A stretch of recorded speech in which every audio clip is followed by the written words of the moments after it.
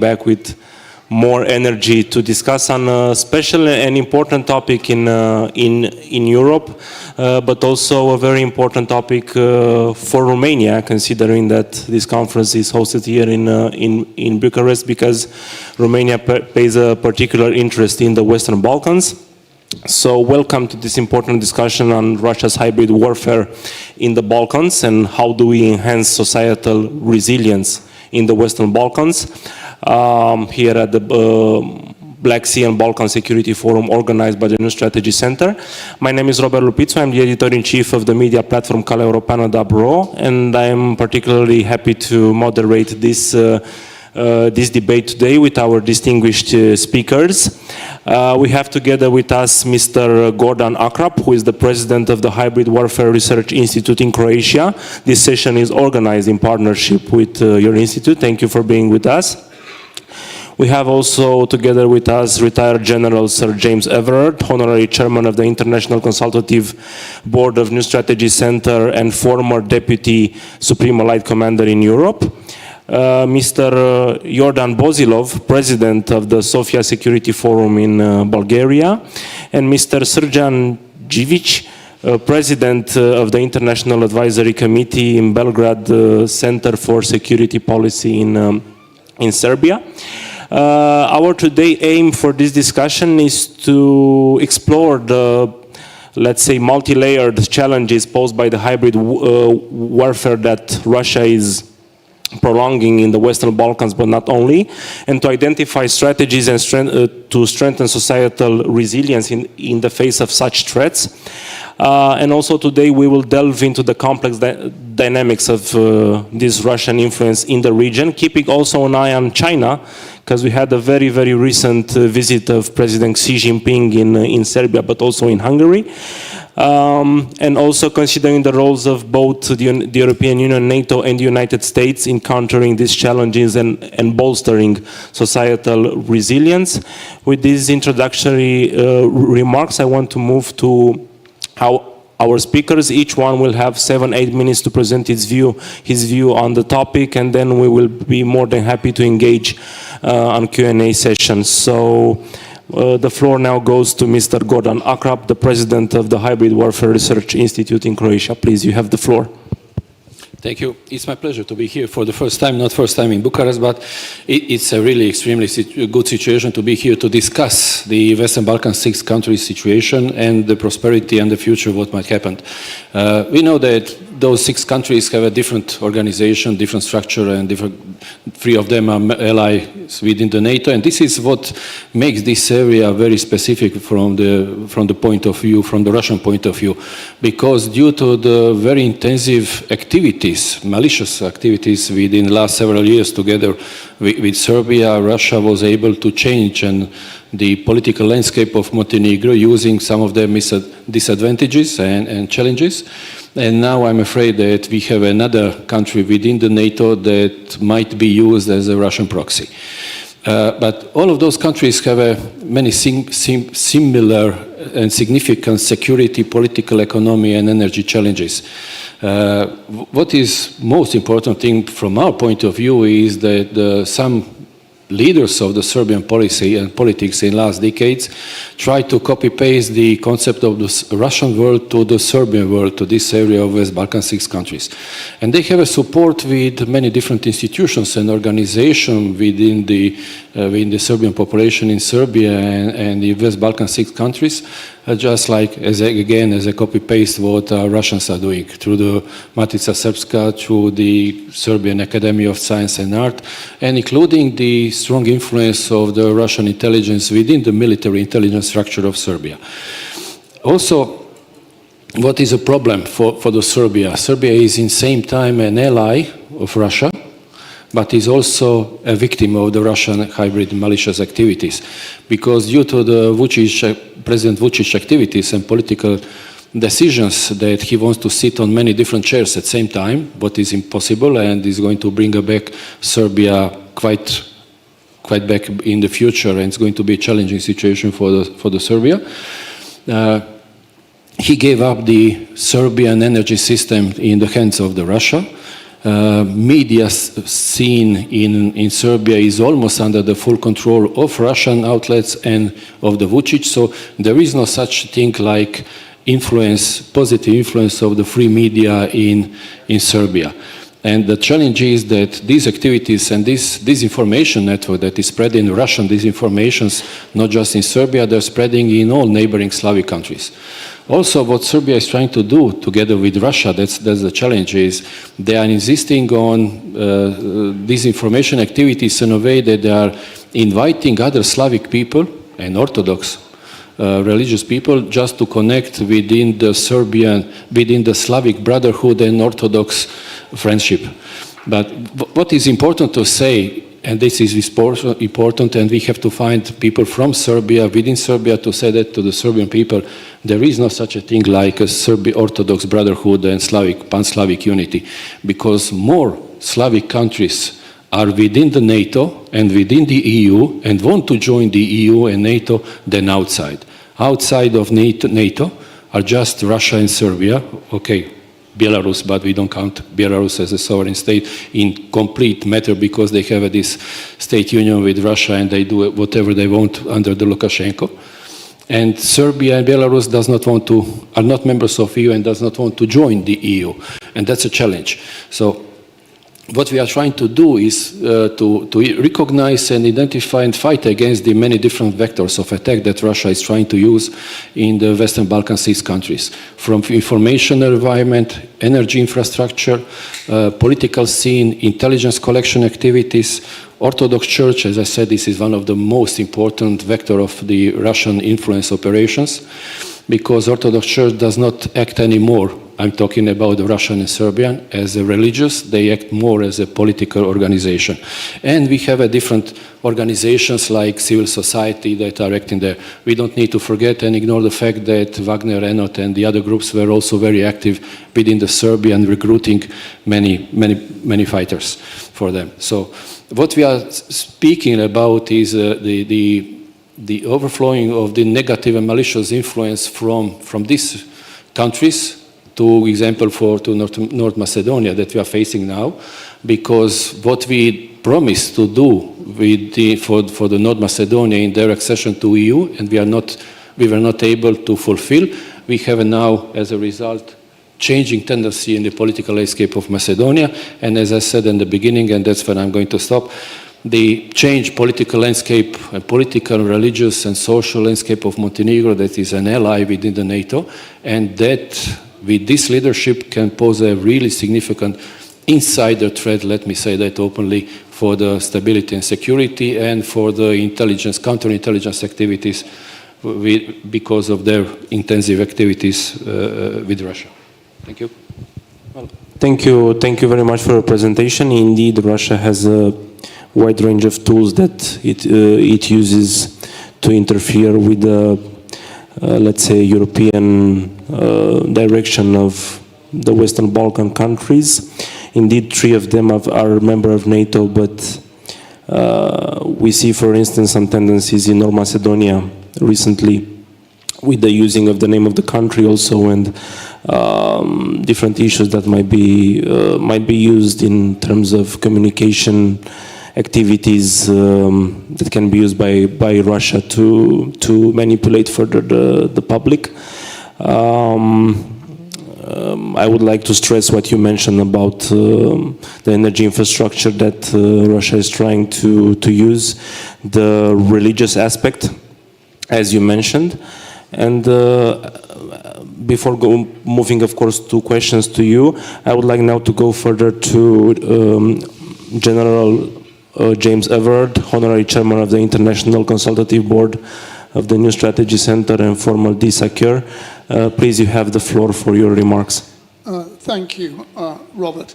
I first deployed to the Balkans back in 1994 with the United Nations, and I was looking at the training package we went through, and there was a lecture given by a member of the United Nations on the Balkans, the land of demons.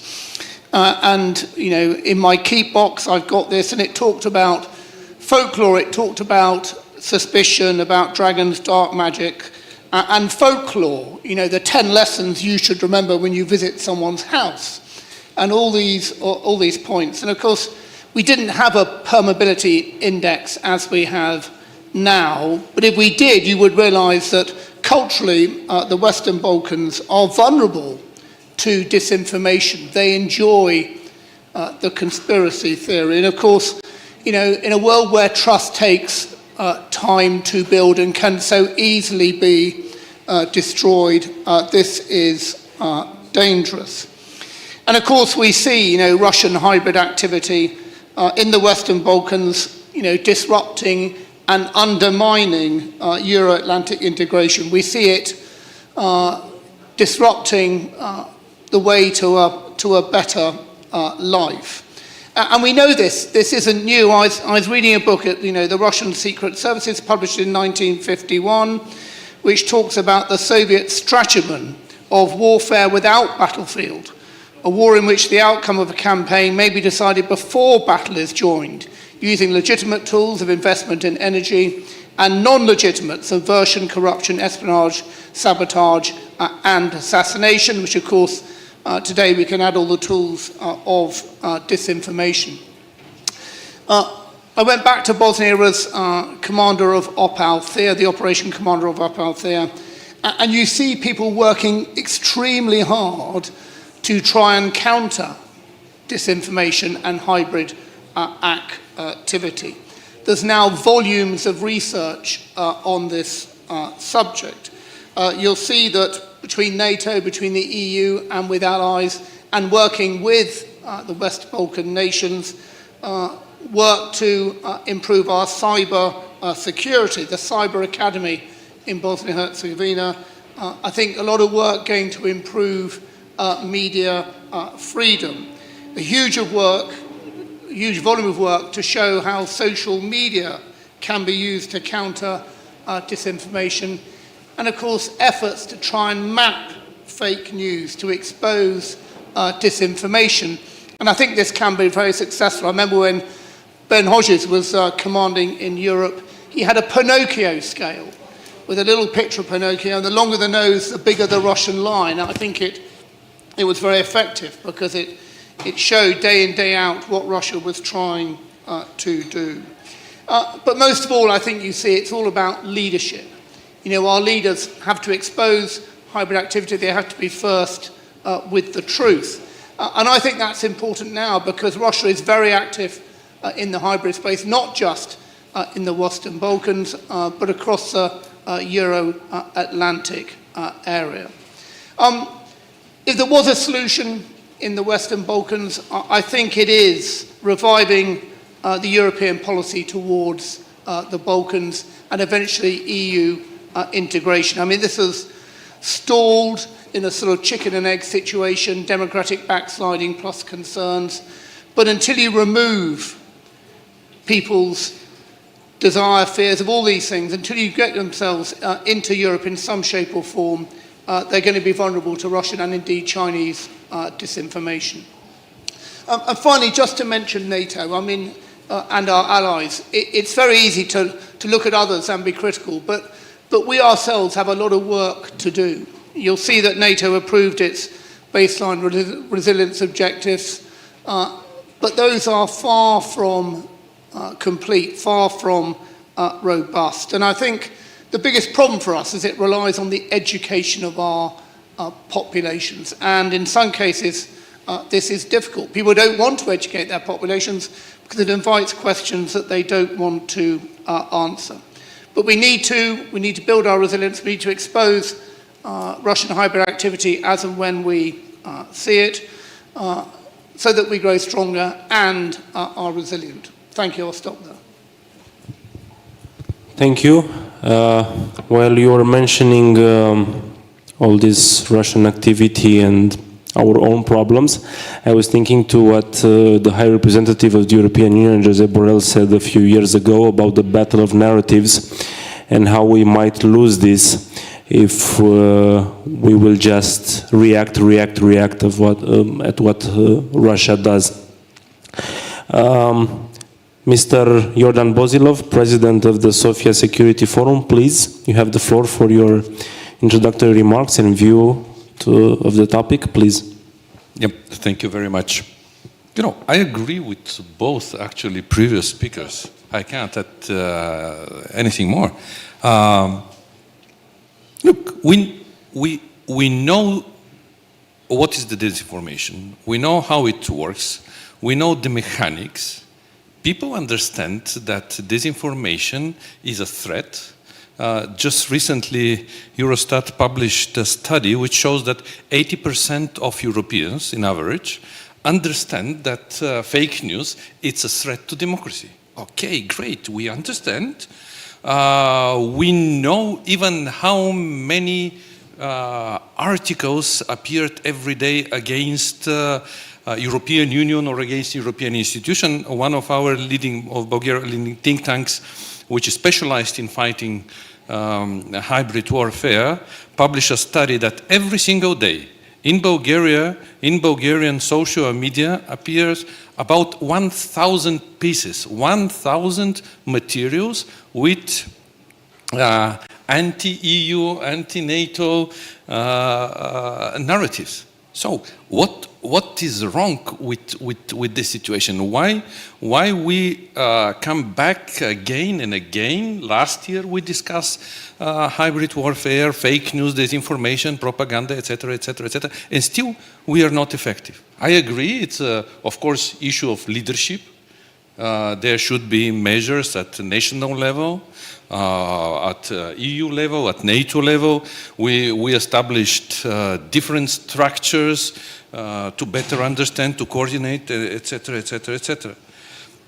Of course, it's a very complex issue. It's not only about leadership, it's about the collapse of traditional media, appearance of social media. By the way, if we come back to Balkans, it is about the media landscape in Balkans. I mean, we have deficit here regarding freedom of media, quality of journalism, lack of investigative journalism, etc., etc., etc. But still, it's not enough to explain. Of course, there are also personal issues. I mean, psychological issues. People sometimes don't want to agree with others. They look for information which actually confirm their beliefs.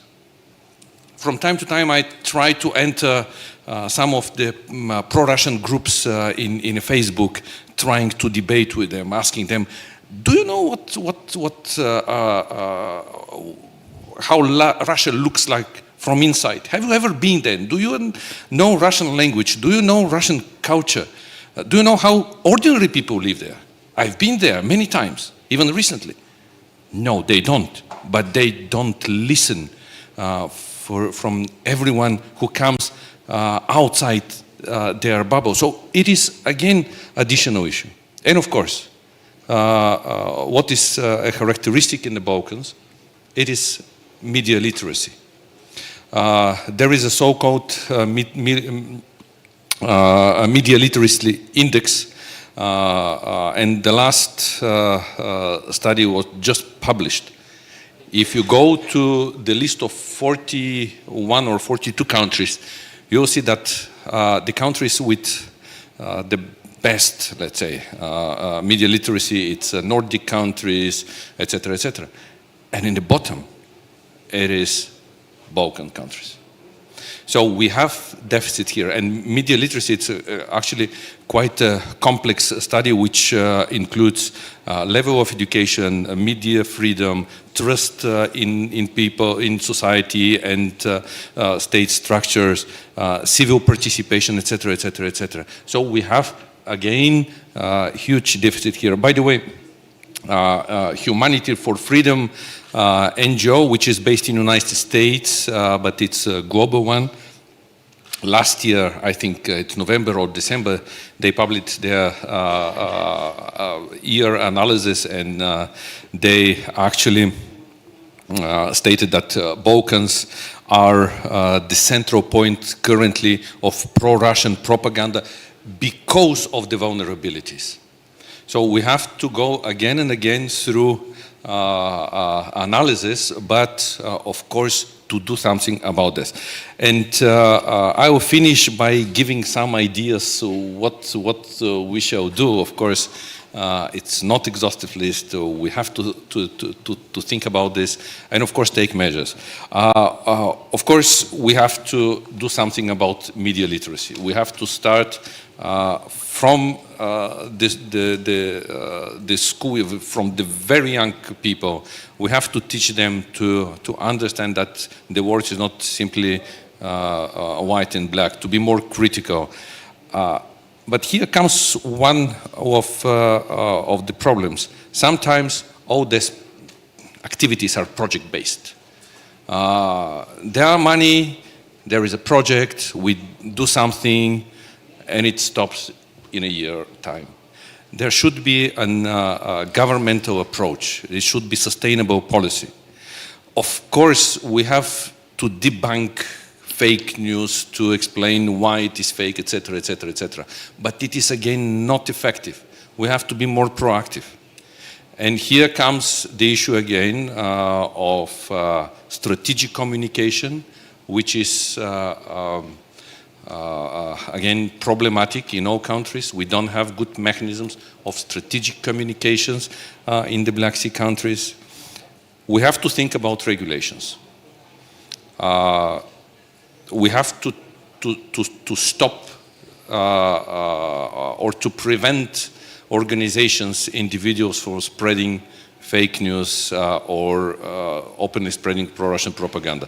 Of course, here we have a lot of issues to discuss, freedom of expression, etc., etc., etc. But we have to be more proactive. I remember several years, or actually 2 years ago in Romania, we discussed an issue whether if we are in a hybrid warfare, whether we are attacked, can we react against the attacker, kind of activating Article 5. Okay, it's an open question. We still debate it, but we have to consider. Again, I believe that only proactive measures can help solving this problem with the huge spread of fake news, propaganda, disinformation in our countries. Thank you very much. Thank you, Mr. Bozilov. Hearing your ideas and your approaches in tackling disinformation and hybrid warfare, I was thinking, of course, with a journalist background, that it's not just only about media literacy, it's also about education or the lack of it. Because this disinformation concept acts like a web, like a spy web, because, well, we have a problem of education, a problem of understanding things, especially when it comes to the international arena, when it comes to the EU and NATO, and our populations need to be more educated. And you were mentioning the word about debunking. There is also another approach that we can tackle this. It's pre-bunking, and that's being proactive, not reactive, in order to help the population understand techniques of manipulation and how they can defend themselves from deceiving ops and things like that. But because one of the subjects that were approached today is the way Serbia behaves or Serbia acts in these Western Balkan regions and its relation with Russia, which is the main malign actor in the region. Last but not the least, we have Mr. Srđan Đivić, the president of the International Advisory Committee at the Belgrade Center for Security Policy, and I kindly ask him to present his view on the topic and maybe offer us a perspective from Belgrade, please. Thank you very much.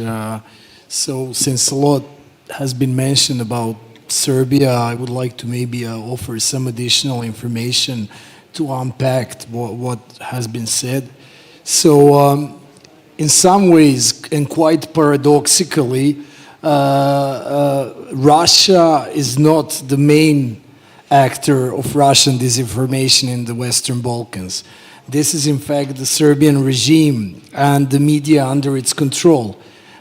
In fact, Russia doesn't need to do much. I mean, certainly they're comfortable with this situation because it offers them a face saving in the region, whereas they're completely focused on Ukraine and consumed by it. Maybe to offer a couple of sentences on the political context. So Serbia remains amongst the few countries in continental Europe that didn't align with the Western sanctions towards the Russian Federation. And at the same time, it exports quite a lot of ammunition to Ukraine. And this is in fact this musical chairs foreign policy of the Serbian regime, which is to do a lot of pro-Russian stuff in public, but to do a lot of Western pleasing actions in private. And I'm going to try to explain why is that, which will also help maybe to understand the nature of the Russian disinformation in the region and how you can combat it. So basically, I recently, just to offer a little illustration of this, such Serbian, let's say, musical chairs foreign policy has been provided the regime with enormous amount of tolerance on behalf of the Western partners, because Serbia was pressed initially to align with the EU's 13 packages of sanctions towards Russia, but now this is pretty much silent, and there is a feeling that the Western partners are happy with the ammunition delivery and with other actions to Ukraine. Recently, Olena Zelenska and Foreign Minister Kuleba visited Serbia. And that visit came only a couple of days after the visit that you mentioned of the Chinese President Xi. And the difference in the treatment of the two visits was striking. Whereas President Xi's visit was transmitted live on one of the regime-controlled TVs, or actually on several of them, even to the extent that the Eurovision Song Contest semi-final was interrupted and moved to another channel to show President Xi's visit. When the First Lady of Ukraine came to Serbia with the foreign minister, the visit was practically went unnoticed by all the medias with national frequency. Only the two TV channels that are independent and that do not have a national frequency covered it to some extent. So why is this? So since 2012, when this government, when this regime, Orban-like regime, came to power in Serbia, we are experiencing a daily drip of anti-Western propaganda being spread on all the major TV outlets under the government control. So it is not Russia Today, it is not Sputnik. They're present in Serbia, but nobody watches these channels. They have, they're under 1% or by far under 1% of coverage. Largely, these two media institutions serve the clientelistic purpose to host all the Russians that have, all the employees of RT and Sputnik that have been sacked from around Europe when their outlets were closed in these countries. So this is more or less the situation. I will give you an example of two surveys that we conducted just to illustrate this. The first one, this media landscape and what kind of an effect it had on the population. So the first study we did 2 years ago with, so it was before the beginning of the, no, actually it was after the beginning of the full-scale Russian aggression against Ukraine. We did it with Open Society Foundations. It was a global survey. we used the raw data for Serbia in a special publication, and it shows that out of more than 20 countries in the world, Serbia is a global outlier when it comes to pro-Russian attitudes of the population. And we can unpack that. I can answer if there are questions about that. But essentially, when asked who is to blame for the war in Ukraine, more than 60% of my fellow countrymen said it's the West.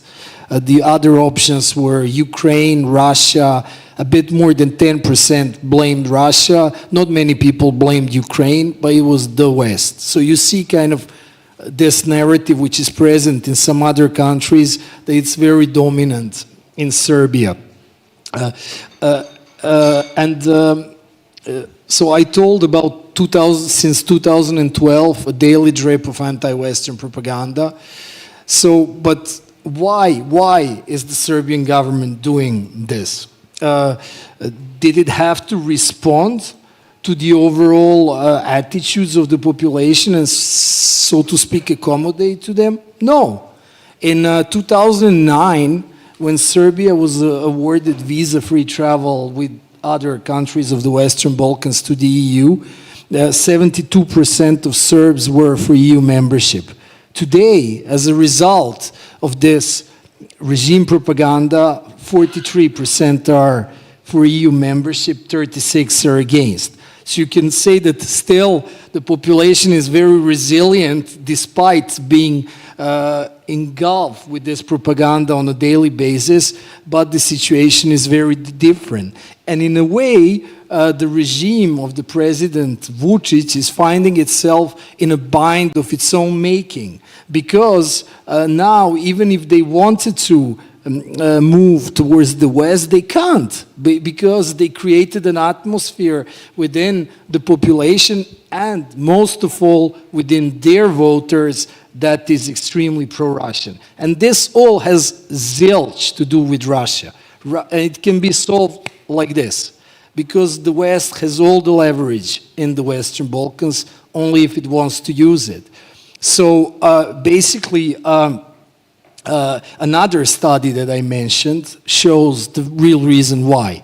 It was a study of the Balkans in Europe Policy Advisory Group, published in December 2021, so it was before the war, but it was about Serbia. It showed that the ruling coalition's voters, on a scale from 1 to 10, when asked about who is the best friend of Serbia, they gave 1 is the lowest grade, 10 is the highest. They gave like about 9 to Russia, 8, 9 to China.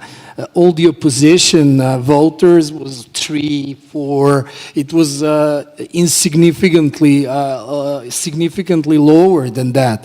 So you see that the regime is catering to its voters, and the weaker it is, and it's weakening in every election, less likely it's going to move to the West, because it has to cater to the core base of voters. So this is essentially the reason for this. It's internal politics. Resolve this, you will remove a large part of the Russian propaganda in the Western Balkans, because North Macedonian population, they don't think that Putin is amongst the most popular politicians because they are exposed to Russian propaganda. No, they watch Serbian TV stations on a daily basis, and this is why their opinions are shaped like that. So I will stop here. Thank you very much for your presentation focused on Serbia. But indeed, if the propaganda is fueled by the regime, then it also means that the Russian propaganda and hybrid warfare is more successful, because it has a very good field over there, unfortunately. Before moving to questions, I have to say that at the same time slot we have a very huge competition, because in Brussels is the Eurovision debate with the European Commission candidates for presidency. So we are very happy that you are together with us today here in the debate. And well, if we have questions from the hall, Please, now. Yeah. Okay, in Srebrenica in the United Nations. Okay, we have a question over there. Please introduce yourself and state for whom you have the question. It's really a question to the last speaker, and it's whether you notice differences across the demographics. And there's always this great hope that younger generations will take a more rational view, a less entrenched view. But of course, they are bombarded across social media, as any of us who've got children will know as well. So I just wonder, is there a difference? Does your surveying indicate some more hope there in terms of attitudes? Mr. Djidzic, please. For you is the question, I guess. Yeah. So yes, I mean, there are many surveys in this sense. I will not quote just one, but in very broad strokes, talking about Serbia, but you could say similar for North Macedonia, Bosnia-Herzegovina and Montenegro. Albania and Kosovo has a different demographics to some extent, and the political situation on this issue is very different. Say that the oldest population would tend to be more vulnerable and more exposed to this, so 60 plus, but strangely enough, the younger generations as well. So talking about Serbia, it would be, so the most pro-Western group is the middle, like 30 to 60. The lower than 30, so the so-called Generation Z, it's people who grew up after the NATO bombing of 1999 and became adults really only after 2012, so under this regime. So the only thing that they remember is, well, they don't remember anything about that. They remember just what the TVs under the government's control are telling them to remember, which is the anti-Western narratives. Just one small number. So my organization exists since '97. First of our founders were in jail under Milosevic, then came democracy in 2000, and we started doing the opinion polls, the Balkans security barometer that we do on a regular basis. And in 2001 or 2, if I'm not mistaken, when asked about NATO membership, it was almost 30% of the Serbs that said yes. So we who were bombed by NATO were more for it than the younger generation. Now it's in single-digit numbers because of that propaganda. So it's a mixed bag, really. So it's very old people, young people, and the middle, it's more pro-Western in that sense. Luckily, that's the biggest group. Well, kind of, with the older ones. We have some of the speakers that want to add something. First, Mr. Akrab, and then General Everard, please. Thank you. When I said we, I mean we within the EU and NATO. We have one problem that it's a decrease of the trust, as far as I see it, of the population and the institutions and media. And also we can see the almost completely different situation in Western Balkans, this country, especially in Serbia, that lots of populations that have approached only by main government-controlled media trust them. And that's a challenge also, how to shape the information reality, information environment within the Serbian in order not to spread disinformation, but to fight it, to counter disinformation. Because in many cases in Serbia and also in other countries, you can hear the definitions of the Russian aggression on Ukraine as a war in Ukraine. Yes, it's a war in Ukraine, but this is not a definition. This is not the fact. The fact is that it's a second Russian aggression against Ukraine. And second, this old disinformation narrative, NATO make fake promises that they are not going to enlarge on the East. It's also fake news, but so many people trusted it and believe in that, and it's very, very challenging to fight with them with those kind of disinformation when you are active in public. And once it was said, it's spill. It's just like a feathers when you throw it up from the building. And that's, for example, my organization became an official fact checker for national and international defense and security questions.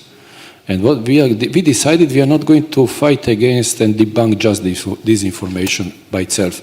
We will try to define the cause, the roots, the origins. When you fight the cause and the origins, when you identify it, then it's going to be like, we hope, like a domino effect, that all those disinformation created from this source might be ruined in one move. General Lever, please. Only briefly, John, because I think the title of Societal Resilience and those nations that talk a whole of society approach appear to have a better handle on this. You know, Finland, Sweden, classes for 5-year-olds on cybersecurity and the perils of disinformation. And I'll be interested to know when they get to the ages of 18 to whatever it is, whether our life improves. But I think it is a generational challenge. And I wish that more countries took a whole of society approach, but it's difficult. Yes, please, Mr. Bozilov. Very few comments.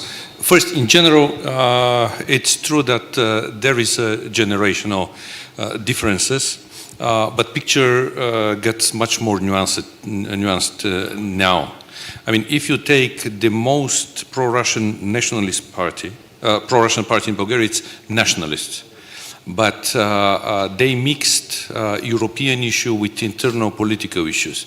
So it is actually the way of addressing domestic issues, but also putting anti-European, pro-Russian issues in their campaigns or political platforms. So now, I mean, I would not say that it's just generational. Much more complicated.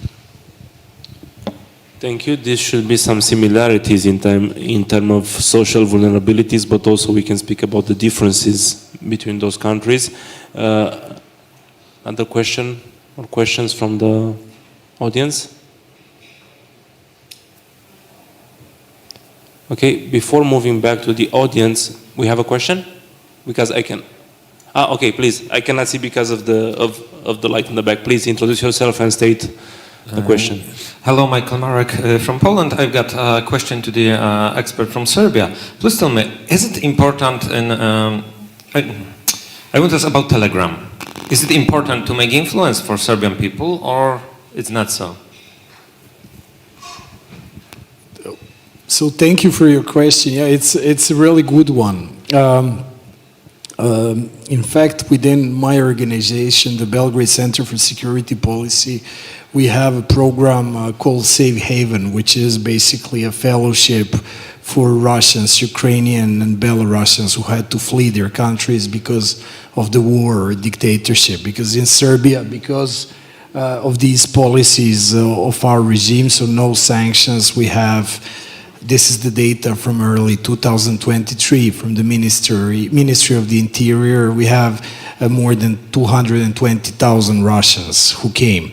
So several of these people worked with my organization, and recently we published a report on the Telegram channels and how Russian propaganda is being picked up by the mainstream media in the country. And still, most Serbs would not be on Telegram. This is, they're more on Facebook or other social networks, but since there's so many Russians in Serbia, we suppose most of them democratically minded, but we are going to do a survey in a couple of weeks. We start, so we will know this as well. I think if you want to target someone with Telegram, it would be this community, but it would have a spillover effect on the Serbian population at large and on the region. But this is still not the most dominant social network being used, but very vibrant, of course, as we know, with the Russian community. I just wanted to add, because I think because it's very short, and I can leave it for later. No, please add. No, but because I think the most important thing why Russia is so popular in Serbia, and this to understand is fundamental. I will quote one of my organization's researchers. Vuk Vuksanovic, who says Russia is not popular because of what it is, but because of what it is not. So Russia feeds on the anti-Western sentiments within the population. Opinion polls, when people are asked where do they want to live, they would say EU, you know, like nobody wants to go to Russia. But when asked who is the best friend of Serbia, this abstract question, they would say Russia. You know? So it's because they are fueled with an anti-Western sentiment. Precisely. Okay. Other questions? Please, General Hormuz. A microphone over there.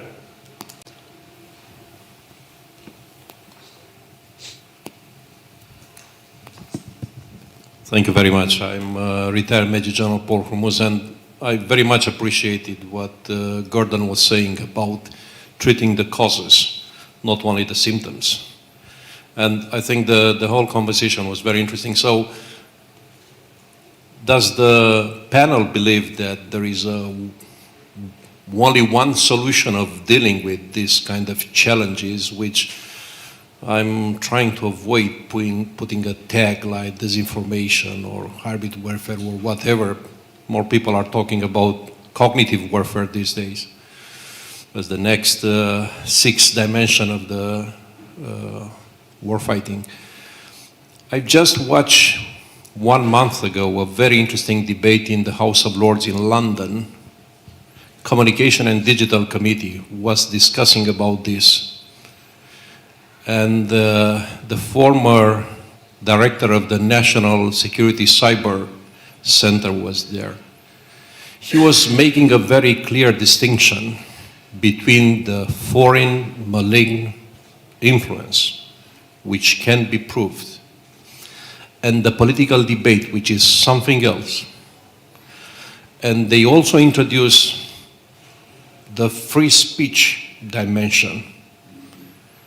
So when we are looking at different societies, like United Kingdom, United States, they have very different approaches of dealing with the solution. In the United States, for example, they have now a very well centralized body under the Director of National Intelligence. UK, I think, is more diverse. I'm not sure we can have only one answer, because everyone was mentioning here, it's a very complex issue, and trying to balance the free speech, the political debate, the foreign malign influence. What do you think about that? Thank you. So how do we balance this, no? Thank you, General. Well, hybrid threats are threats that have many different faces, that appears in many different times in different shapes, and that's the challenge. There is no simple and unified solution to them, because you never know how they are going to appear, what kind of vectors are going to be used in which kind of activities, which are going to be amplifiers, so it's very hard. For example, I agree with what the General said. Whole of society approach is, let's say, unified approach here in West in order to tackle the disinformation activities and many other malicious activities, influencing the cognitive processes for the decision makers and population. But whole of society approach, key part of the whole of society approach is political consensus between the main position and opposition parties. But for example, in many Western Balkan 6 countries, we cannot count on neither position, neither opposition parties. So we have a lack of the whole of society approach. Therefore, it has to be found someone who is going to be ready to sacrifice, let's say, their personal security and tell to the emperor, you are naked. We have to change something, we have to shape it. But these kind of things has to be done within, not without, because as my colleague said, as much as we are talking here about the necessity to change and to shape the information environment within the Serbia and some other Western Balkan 6 countries, we are going to be in a problem because I said, yes, this West is trying to force something against us again, they are against us, eternal enemies, etc. So it's a very, very challenging. Okay. General Everard, please. I'm never quite sure what the sixth dimension is. I think last week I was told the sixth dimension is commercial support to military operations, haven't I? I don't know.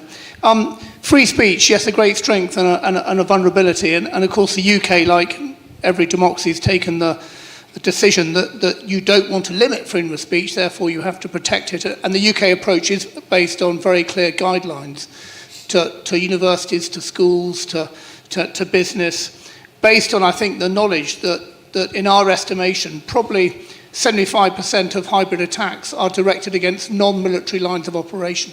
And therefore you have to have direction that works for everybody.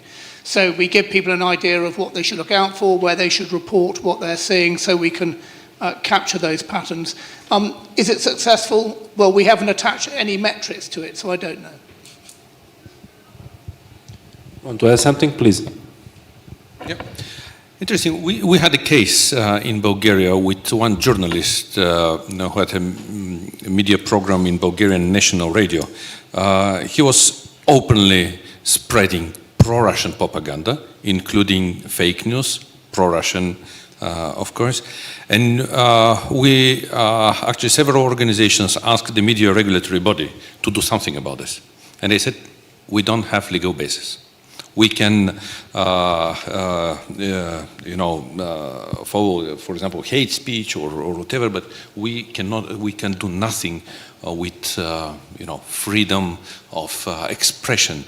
And this is something I think we have to think about.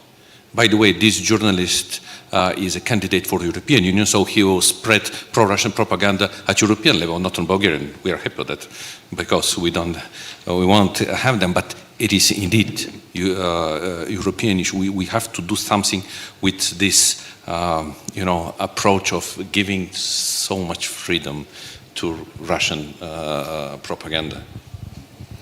Okay, thank you. We have a question over there in the back, please. Mariana Prysuzhnyk, Ukraine analyst and journalist. Thank you very much, first of all, for a fruitful discussion. And my question is related to the Russian Church. Based on your expertise and based on your observation, what is the role of Russian Church, especially in Serbia, in manipulating public opinion, or, if applicable, in spreading disinformation? Thank you very much. Mr. Gigi, please. We have 6 minutes, so I don't want to. Maybe I can explain. I'll be happy to tell you more in detail later, but the situation is very complicated when it comes. In 30 seconds, 45 seconds, 1 minute, I think you can. There is no one Serbian Orthodox Church.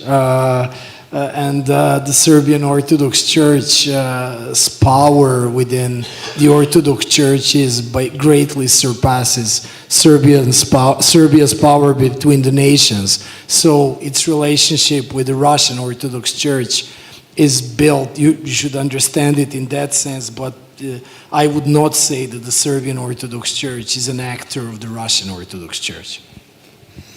Okay. Yes, please. If I may say briefly, and as you know it in Ukraine, what is the position of the Russian Orthodox Church against Ukraine? Same position is of the Serbian Orthodox Church against Montenegro.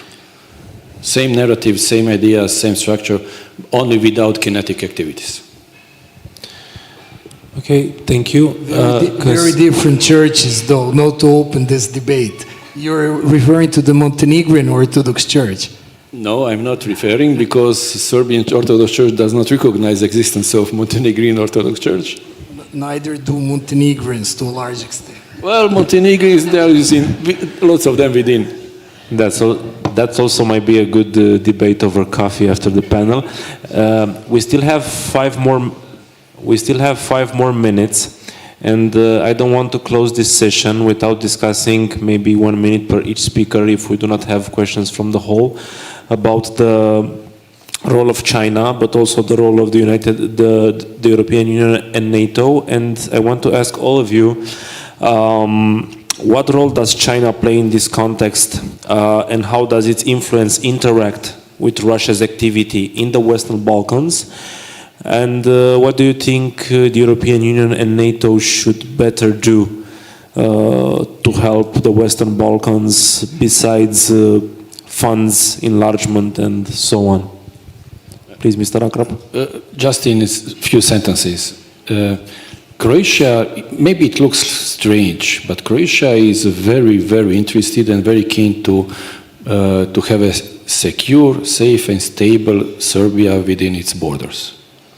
Because we are bordering with them, we have quite a lot of negative experiences with Serbian activities and with greater Serbian concept, so we need stable, safe, secure and democratized Serbia. I'm afraid that Serbia is not going to learn the mistakes that they have relying on Russia. What are they repeating now with China? Because dancing with China in a way that they are dancing, it's going to be very bad for Serbia. On the other way, the way how they treated, as my colleague from Belgrade said, President Xi now that visited Belgrade and many other situations, it's something not hardly to understand, because without European money, Serbian government would not survive so easily their future. So Serbian government has to recognize that, and we have to show them what the really situation is. Thank you. Okay, thank you. Mr. Bozilov? Last year, Sofia Security Forum published a study which we called it the secret charm of China, the role of China in Southeast Europe. We studied what China is doing in the region. And it seems that China tries not to be very exposed, not to be very visible at, let's say, a very high political level, exception Hungary and Serbia. China tries to create positive image. There are a lot of media which publish positive articles about China. We don't see activities like Russian activities, spreading disinformation, propaganda, etc., etc., etc. But China tries first, again, to create positive image of itself, to sell its goods and to establish good relations on a very low level, working with universities, with local hospitals, mayors, etc., etc., etc. And yeah, one final issue. What we can do about Russian activities. I mean, we should try to follow Russian money, because we know that Russia is sponsoring politicians, media. We have to establish, I mean, good mechanisms to track this money, and of course to take including punitive measures. Okay, thank you. General Everard? I think China and the Balkans, I mean, China are showing strategic patience in the Balkans. Yes, they want to build up networks of influence, but when you look at what some people complain about, it's entirely legal.